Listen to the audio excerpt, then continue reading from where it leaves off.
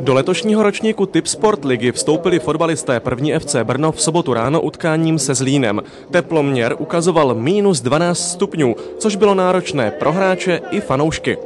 Určitě je to lepší chytat někde v teple, když jsou lepší podmínky, ale co dá dělat, no, taková je zima, trénovat se musí a musíme se připravit dobře na jarní část ligy.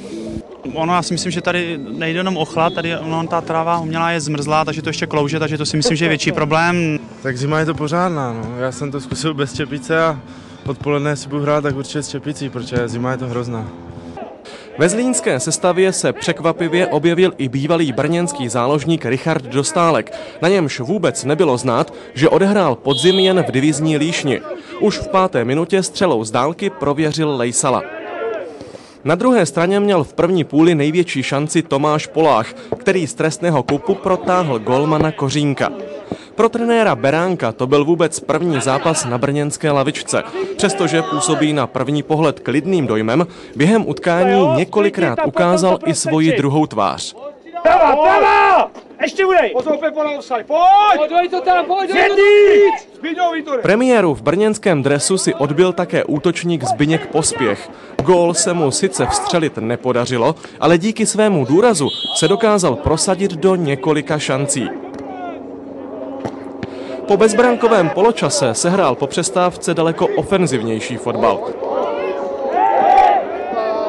Hru domácích oživil především střídající Šural. Ten byl také nakonec autorem vítězného gólu, když se levačkou krásně trefil do Oklešťkova centru.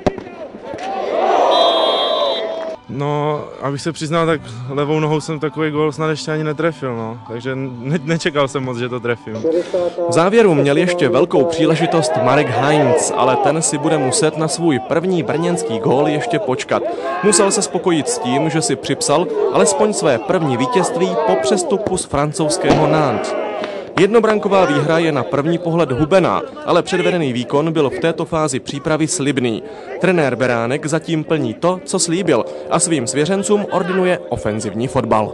Tak mě to vyhovuje určitě. Navíc na tomto terénu, když jste rozběhlej, tak ten obránce nemá vůbec šanci nic dělat, protože tady změníte směr a on nestačí reagovat.